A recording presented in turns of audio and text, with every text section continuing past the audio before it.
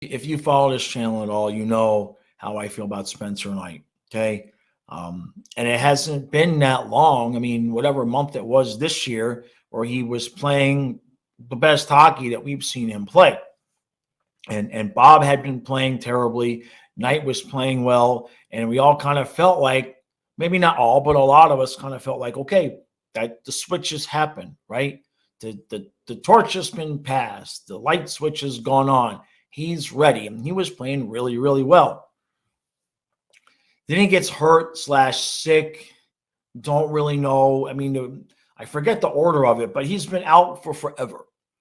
And the only hockey he's played was a couple of AHL games where he had a shutout on Saturday, gave up 4 on Sunday, and then was back on the active roster. But Maurice kept saying he's not right, not 100%. He's not really ready.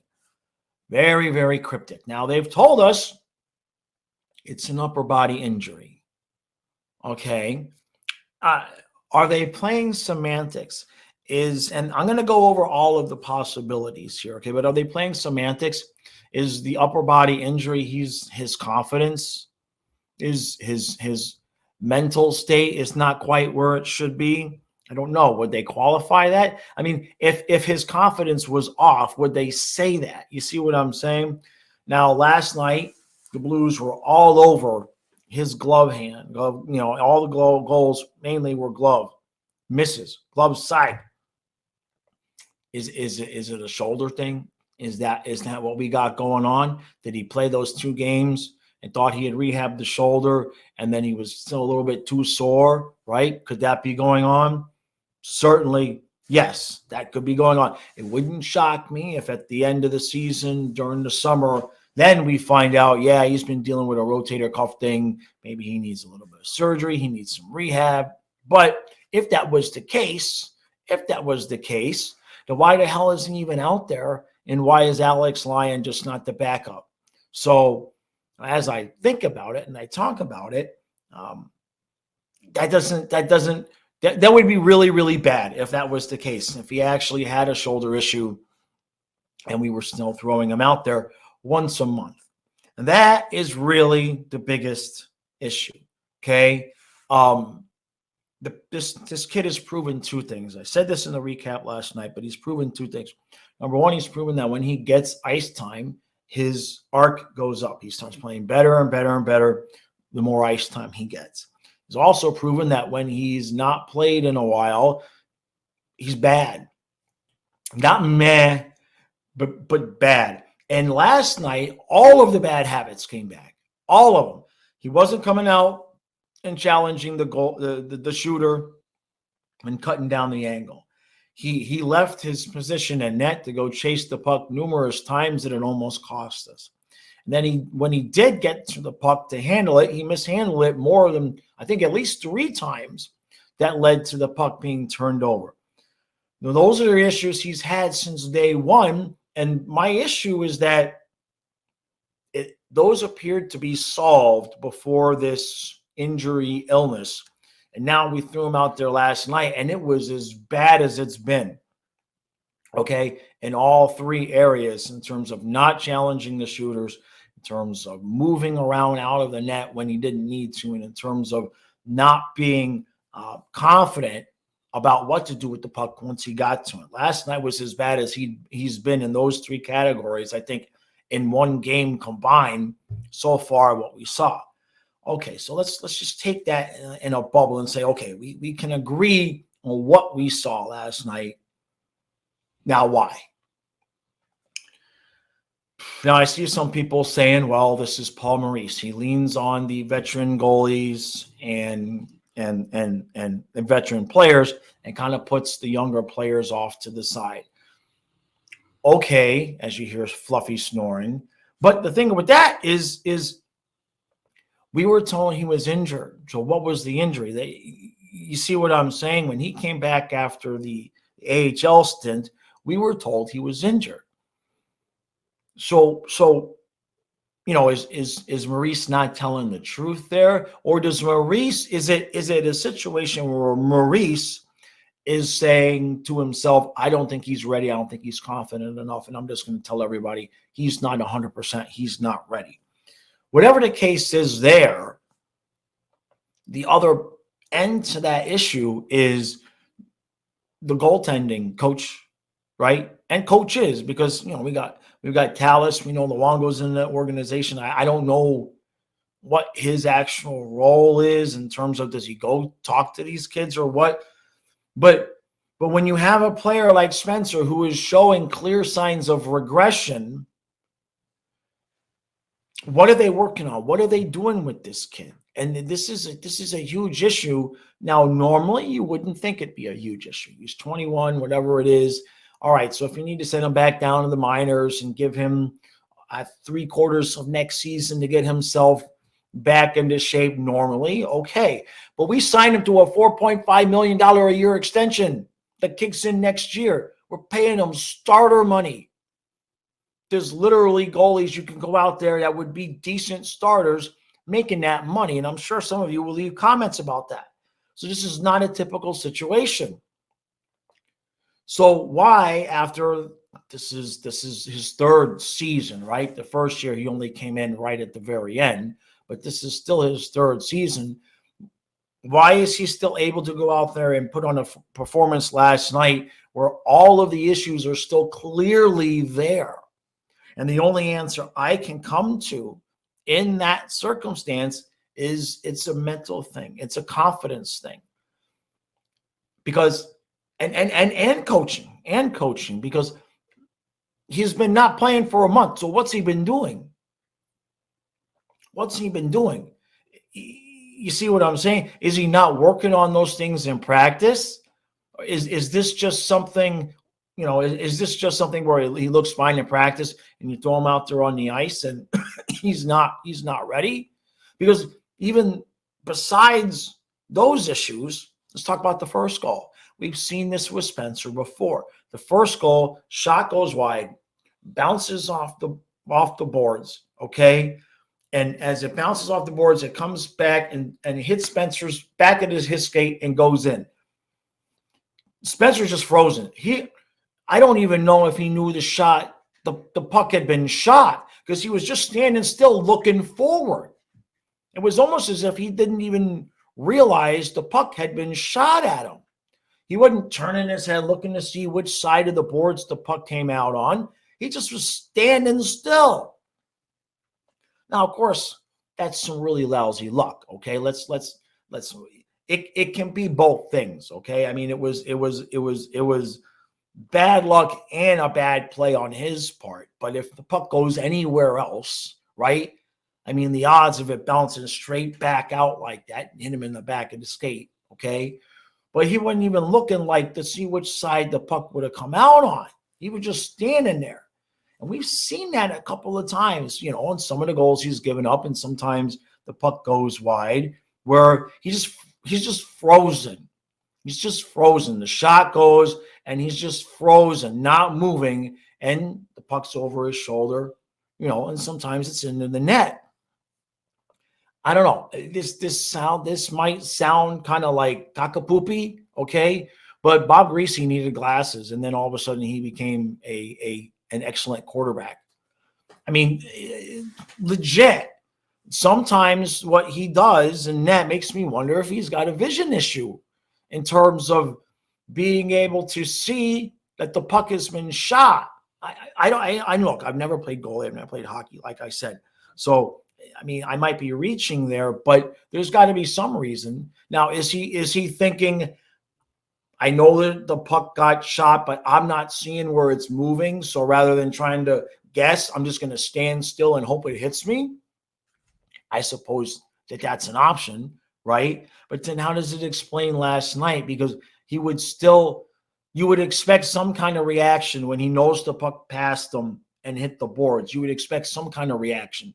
Looking, okay, if the puck came this way, you would assume if it went past him on the left-hand side, I think normally you would assume, depending on if it was a right or a left-hand shot, you would assume that the puck's probably going to come out the other end. He's not even looking. He's just standing straight, like tunnel vision.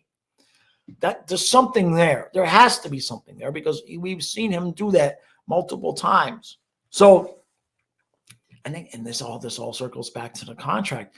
We were all look when the contract last summer when we signed him to that extension. You all know my first impression was there's no way we're going to pay $14.5 million for two goaltenders, right? My first thought was they're going to ease Spencer in and we were going to move Bob because that's a lot of money to pay a kid. And now we're not even playing him. And now you see last night and we don't know. We don't know if last night is a product of him not playing or if that's just where he is confidence-wise. And if that's where he is confidence-wise, why do the coaches not know? And if they know, why is he not at the AHL playing games? This is being horribly mismanaged. There's no way you could tell me. I mean, I guess it could happen. I suppose it could happen. But the only way last night is excusable on the coaching staff's behalf is if he's been killing it in practice and then the last night he just all of a sudden forgot everything he learned and doesn't look like the same goalie at all. That's the only way, because otherwise, has he been looking like this in practice and we just threw him out there anyway? Why would he not be in the AHL right now? That's my biggest concern is that we have Alex Lyon. We saw him come in. Yeah, there was a couple games he wasn't great, but there was also some games that he stole us some points, seriously. And we know that Spencer Knight's not been good ever when missing a long length of time, okay? So why not just have Knight down? To me personally, and Stu and I agree here, I know this, to me right now, from what I'm seeing, send Spencer Knight down for the rest of the year. Let him play. I'm not saying he's an AHL goalie, but he ain't going to become an NHL goalie like this. The next back-to-back is a month from now. The next back-to-back is March 10th and March 11th. And there's so much time in between games, for the most part, there ain't no reason to not play Bob all the games. We've got a lot of runs coming up here where there's 2 days off in between games. There's no reason to not play Bob. Now, we look at what happened last year because we have to talk about what happened last year, what's happening this year, what's the difference, and who's really in control. And I've talked about this a little bit. How some of the things make me feel like Maurice is more in control than Zito. Last year, it was Bruno and Zito, and when they needed to, they sent Spencer down to the AHL and said, go get right. Okay? Go get right. But this year, we send Spencer down. He plays 2 games. We bring him back up, but he's not ready, and we tell everybody, yeah, he's not ready. What the hell is that? Okay? Now, we all kind of looked at that side eye when we saw it, but it's like, okay, we'll give it the benefit of the doubt. Let's see how Spencer does when he does play again. Then he doesn't play again. Then the break comes. I mean, how many games could he have been playing between the time he came back from the AHL and tonight? He could have probably played, I'm guessing. Does the AHL take a break during the All-Star game? I don't know. But you got to figure he could have at least been down there and played 5 games, right? And then bring him up after he's been playing and bring him up for the back-to-back on the road trip here. You see what I'm saying? I mean, why did we bring him back from the AHL if he wasn't ready? Something ain't right. Something is not right now. And what's the difference? The Maurice is the difference, right? But there's another part to that too. Okay, now in a bubble like that, we can look at it and say, well, last year Zito did it, and now Zito's not doing it, and so we're going to blame Maurice. But that was Zito giving him that extension, and that's a lot of money for a kid that we're still sending back down to the minors because he ain't ready mentally. You see what I'm saying? So that might be some of the reason why he's not playing in the AHL is because, maybe Zito's feeling a little bit of heat. Okay, when Zito came in, he made some fantastic moves. but there's also been some questionable moves. I thought Spencer Knight was fixing to get, 3 years at maybe 2.5 million, right? That's I think most of us kind of thought that was the number that was coming his way. 2.5, right? Maybe 3 on the high side. Now Stu thought 5 million, but I'm looking at the contracts of other goaltenders and the fact that what we're paying Bob.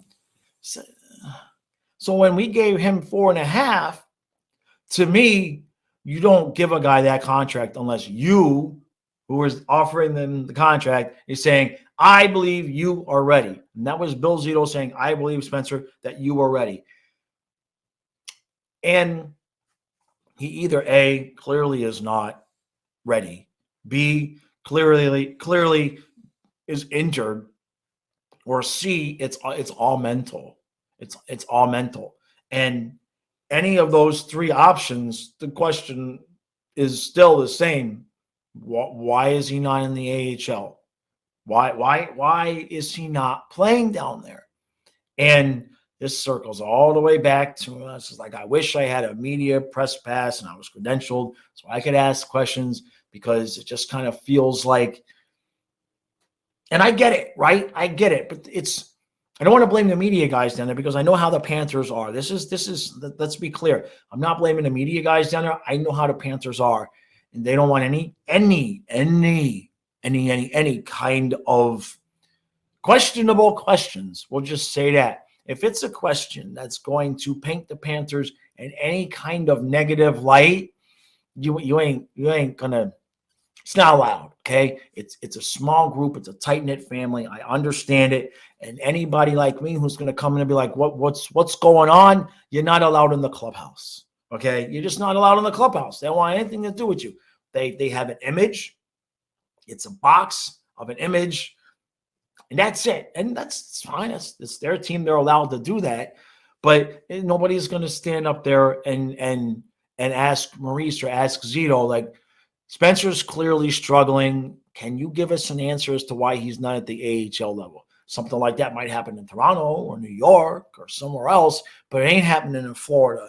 And they ain't letting me anywhere near those guys to ask those questions. So that's an entirely different situation. It's just not, we're not going to get the answer to that question. We might get some kind of innuendo, right, in the offseason. That's usually how little things come out, and it's the same with a lot of teams. Little things will leak out. Well, this guy was actually a little bit hurt. Well, this guy actually had an attitude problem. Little things will leak out like that. But in terms of Knight, look, it's not a secret. If I was in control, if you're watching, Bill, what are we doing here? Okay, what are we doing?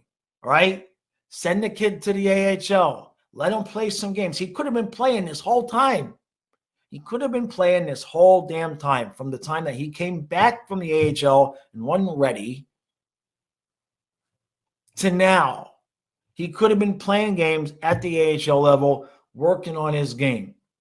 And then the second part to that is the question I want to ask the goalie coaches. What are we doing in practice? What are we doing in practice that's the product that you guys put out on the ice last night? Because are you telling me that Spencer Knight is so fragile emotionally and mentally that the kid can't miss a month of hockey without completely backsliding on all of the things that he's weak on? The kid can't miss a month of hockey without just suddenly becoming terrible in all the areas that you supposedly are working on with this kid. That's his 3 weak things that he's been need. That's what's stopping him from being Vasilevsky, not coming out and challenging the shooters, leaving the net too much, and mishandling the puck. Those are the 3 things, and I guess you could maybe add glove side now. That wasn't as big of an issue as before. That's what made me think maybe that it's a shoulder thing. But then if he's got a shoulder thing, why is he playing? I don't know. I don't know what the answer is. What I do know is that being a Panther fan, in terms of the goaltending and all that, it's not hell. Okay. Hell would be like Club Med, like Sam Kinison used to say. If you're trying to figure out and extrapolate and analyze the Florida Panthers goaltending situation, there are sometimes when you're just better off trying to figure out who's on the guest list at dinner at Hell.